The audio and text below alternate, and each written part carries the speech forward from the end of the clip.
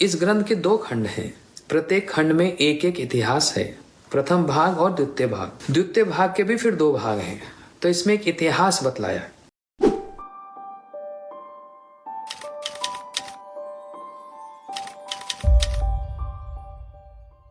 पहले खंड में श्री राधिका जी का स्वरूप तत्व वर्णन करते हुए एक इतिहास से इसका आरंभ हुआ है।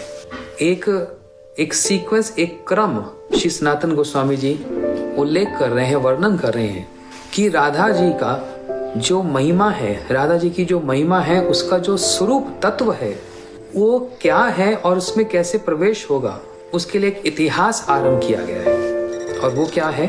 श्री नारद भगवान के सर्वश्रेष्ठ कृपा पात्र भक्तों का निर्धारण कर उनकी महिमा को जगत में प्रचारित करने के उद्देश्य से सर्वप्रथम प्रयाग में उपस्थित हुए। ये बात आरंभ हुई है नारद जी से। इस संसार में लोग रिसर्च करते हैं ना, तो रिसर्च क्या मतलब? उस एक प्रसंग का, उस एक विषय को बड़े गहन रूप से उसका मंथन करके जितने भी उसके पक्ष हैं सभी को उपस्थित करके पूरा उस पर थीसिस लिखा जाता है। नारद जी ने भी एक रिसर्च किया, सर्वश्रेष्ठ जो रिसर्च है। तो नारद जी सबसे पहले प्रयाग में आए, जहां पर गंगा जमुना सरस्वती तीनों का संगम है, और माघ मास स्नान के उपलक्ष्य में साधु महात्मा और बहुत सी जनता वहां पर एकत्रित हुई थी। उनमें से उसी टेरिटरी, उसी स्थान के एक श्रेष्ठ ब्राह्मण भी वहां पर उपस्थित थे। उन्होंने वहां सर्वप्रथम एक शालिग्राम भगवान की पूजा की और फिर उस प्रसादी अन्न को ब्राह्मणों और साधु महात्माओं तथा पशु पक्षियों तक को भी श्रद्धा पूर्वक भोजन करवाने लगे। ये देखकर नारद जी बड़े प्रसन्न हुए और इस ब्राह्मण को कहने लगे, ना मात्र साधु महात्माओं की आप सेवा कर रहे हो, परंतु पशु पक्षी, यही तो उत्तम भक्त का लक्षण है। सर्वभूतेषु अपश्येत्, सभी प्राणियों में अपने इष्ट का दर्शन करते हैं। आपने कितने सुंदर रूप से शालिग्राम जी की सेवा की, तो आप ही भगवान के कृपा पात्र हैं। ब्राह्मण अपनी प्रशंसा सुनकर बड़े लज्जा पूर्वक, बड़े विनम्र भाव से, नम्रता से कहने लगे, मैं किस योग्य हूँ, प्रभु की क्या सेवा करता हूँ। यदि आप भगवान के कृपा पात्र को देखना चाहते हो तो दक्षिण देश के एक राजा हैं और वो भक्त हैं, आप उनके दर्शन करें। ये सुनकर नारद जी दक्षिण देश में चले आए, दक्षिण भारत में, और वहां के राजा की सेवा परिपाटी, उनके ठाट बाट को देखकर और कैसे वो उत्सव करते हैं, ये सब देखकर नारद जी भी प्रशंसा करने लगे। परंतु राजा भक्त थे और भक्त होने पर भी दीनता से राजा ने अपने आप में कृपा पात्र होने का कोई लक्षण नहीं दिखाया। इस ग्रंथ में एक बड़ी अपूर्व एक बात ये है कि नारद जी जहां जहां गए, अभी उन सबका नाम उल्लेख होगा, कोई भी अपनी महिमा, अपनी प्रशंसा श्रवण नहीं करना चाहता और अपने से जो उन्नत हैं उनकी महिमा या उनके पास प्रेरित कर रहे हैं, उनके पास भेज रहे हैं, उनके पास जाओ, वो मेरे से बड़े हैं। तो एक लक्षण यहाँ पर क्या दिखला जा रहा है? दीनता। जब दीनता आती है तो अपने ही अवगुणों को या अपने अभाव को प्रकाशित किया जाता है। दीनता का मतलब हम्बलनेस। दीनता किसमें आती है? जो व्यक्ति ज्ञानवान भी हो लेकिन वो ज्ञान के साथ विनम्र भाव भी रखे। जो जितना उन्नत होगा, जिसको जितनी विद्या होगी, वो उतना ही दीनहीन होगा और अपने अभाव को ही प्रकट करता है, पूर्णता को प्रकाशित नहीं करता, अपूर्णता को ही प्रकाशित करता है। भगवान के निकट जाकर, गुरुजनों के निकट जाकर, गुरुदेव के निकट जाकर कोई अपनी पूर्णता को प्रकाशित करेगा, ये तो बिल्कुल भी उचित नहीं है। लेकिन भक्तों की प्रार्थनाओं में, आचार्यों की प्रार्थनाओं में एक अभाव और एक अपूर्णता देखी जाती है और उसके बहुत कारण हैं। और उन बहुत कारणों में एक कारण ये कि कभी भी तृप्ति नहीं होती।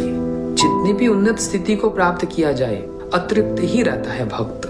श्री प्रोदन सरस्वती ठाकुर जो महाप्रभु जी के अंतरंग परिकर हैं, देखो वो क्या बात कह रहे हैं, मैं इस संसार रूपी कूप में, इस संसार रूपी समुद्र में मैं डूबा जा रहा हूँ, जहाँ पर काम क्रोध ऐसे हैं जैसे मगरमच्छ इत्यादि आकर मुझको निगल रहे हैं। मेरे एकमात्र आश्रय कौन है?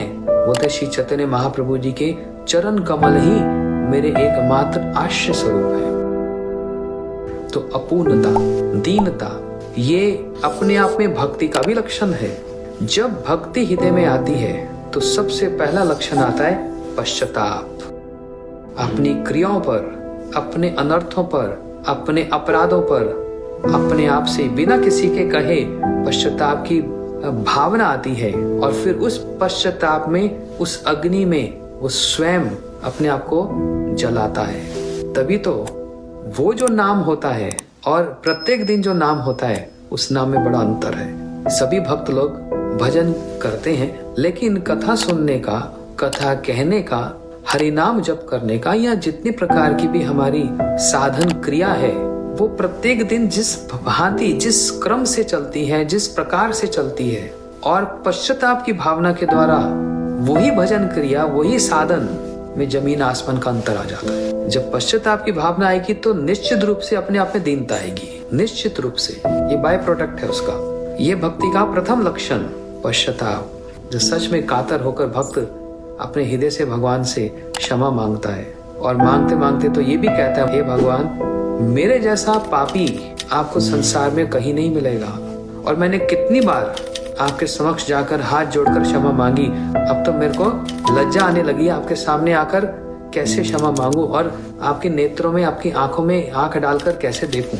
तो उस समय का जो हरि नाम है, और उस समय की जो स्तुतियां हैं, और उसी भावना में जो कथा श्रवण है, उसका एक अपूर्व ही रस है, और वही उस साधक को उन्नत अवस्था तक ले जाता है।